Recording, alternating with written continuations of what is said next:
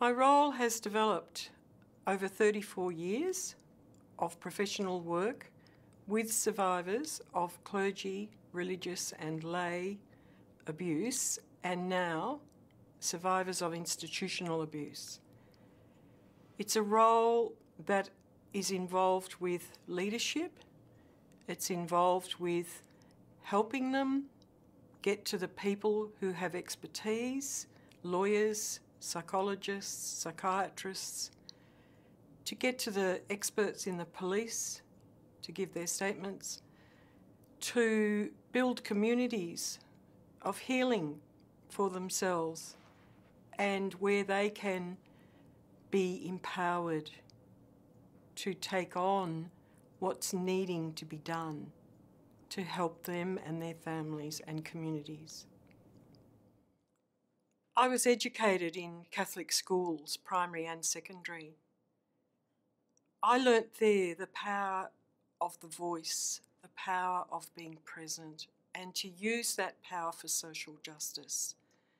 I never knew that I would be there for survivors of abuse by the institutions and priests and nuns.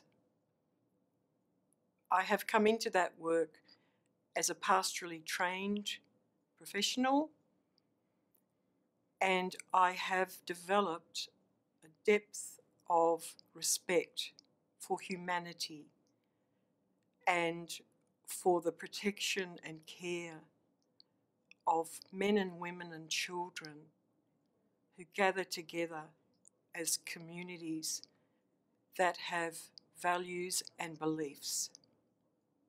I have experienced that the survivors have a great respect and dignity and empathy for each other, and that is a gift that they can bring to institutions who aspire to those values and also to the wider community, to demonstrate that healing is something that we need to all engage with.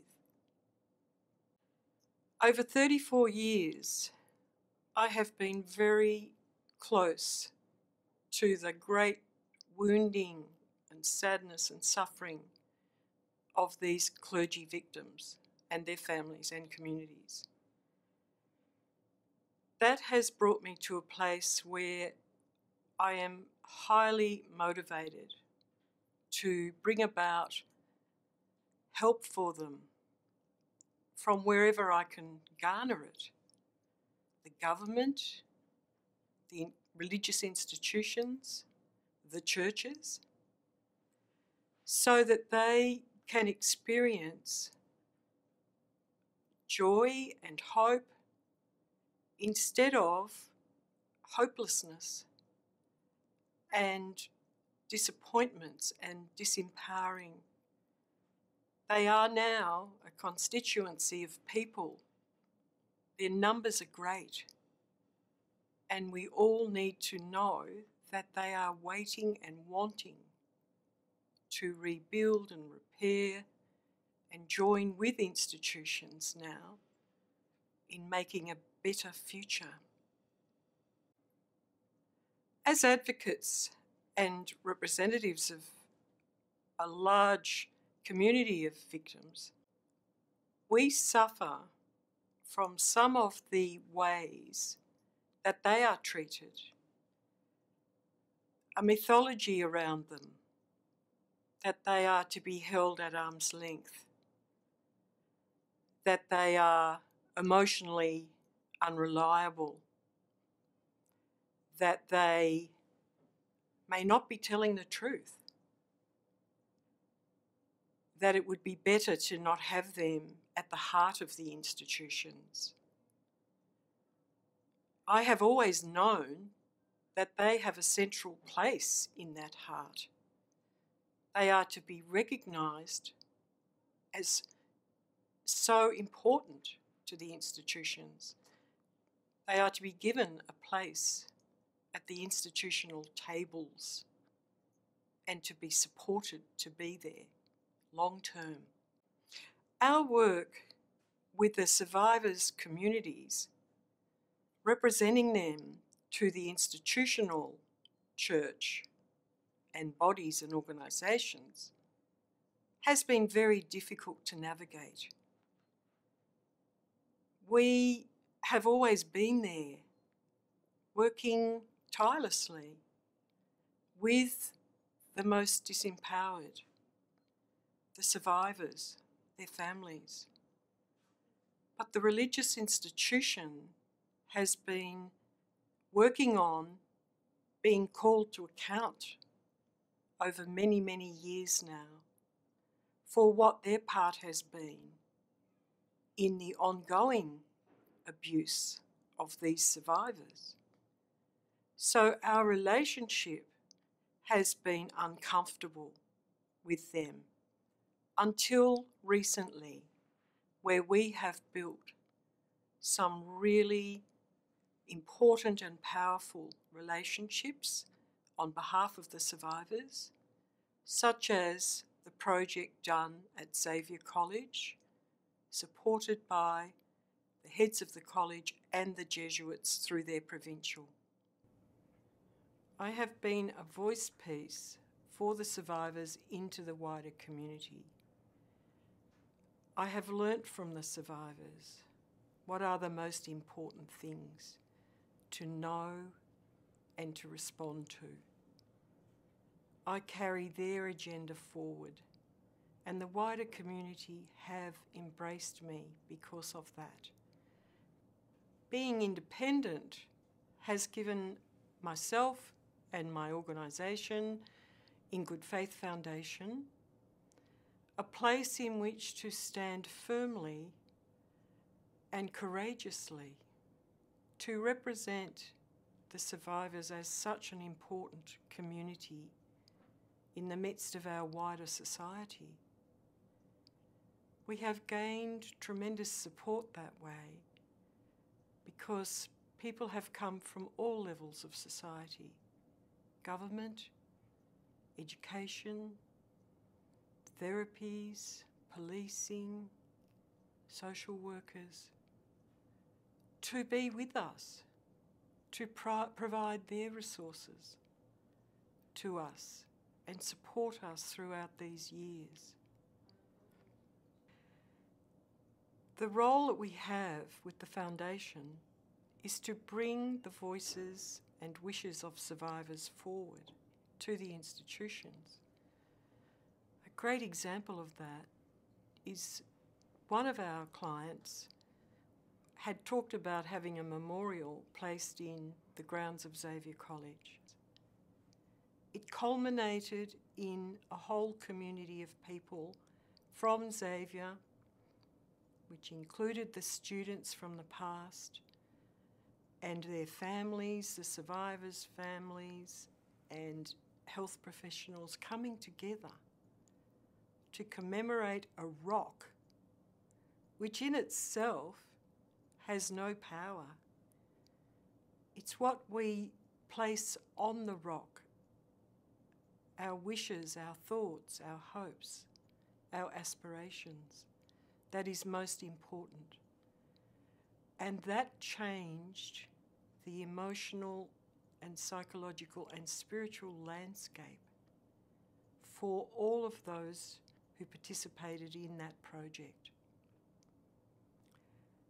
A significant part of bringing together stakeholders who recognise the injustices that have been done to people was to invite Sherry Balcom of Aboriginal Catholic Ministries to come to the ceremony and provide us with the Indigenous understanding of the earth and the rock and the spirituality that is important to work with in these situations.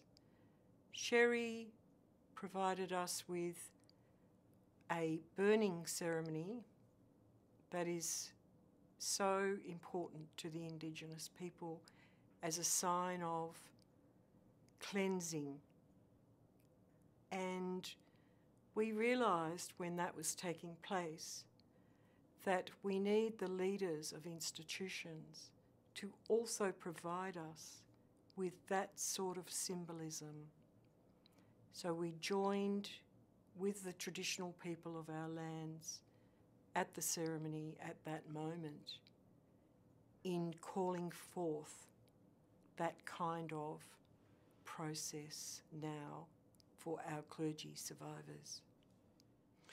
We wish to use the example of the memorial to show the cooperation and commitment of survivors to using their own experiences for the service of educating and awakening other people in the institutions that have now been so clearly seen to have been involved in this history of terrible abuse.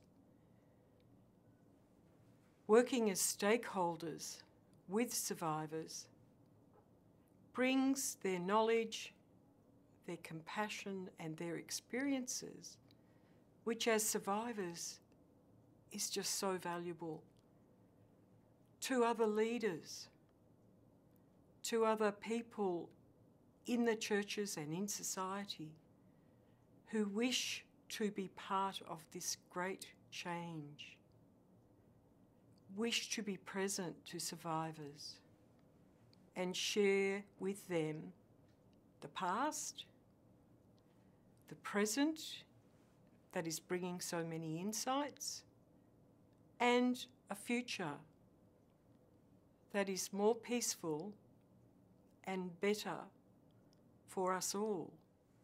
In Good Faith Foundation is now ready to engage with the leaders and authorities in religious institutions across Australia because we have gained so much wisdom and experience from undertaking this memorial project that we want to share that. So we're ready to talk, to meet, to envisage together a better future. The resistance that is in these institutions and in society comes from long-held beliefs and attitudes and behaviours. And we need to look at it as that and understand that these dynamics that we all carry can be changed through relating and conversing and working together. Because we have shown that through the memorial, that building a new community is possible and that the old adversarial ways can fall away and be replaced. The future is very positive for clergy survivors. There is hope, there is energy, there is truth, and that can only bring about great change. Due to the legalistic responses of hierarchical members of the institution and religious organisations, my work had to be representing victims as an advocate in mediations where victims have sought some sense of justice and acknowledgement. That put me in a conflict of interest position as these religious leaders perceive it. I have never seen that in myself as a pastoral person, but they have given power and decision-making over to lawyers, and that is what has resulted. For all of us that work at the foundation and others who are on the front line, the future is very positive for clergy survivors.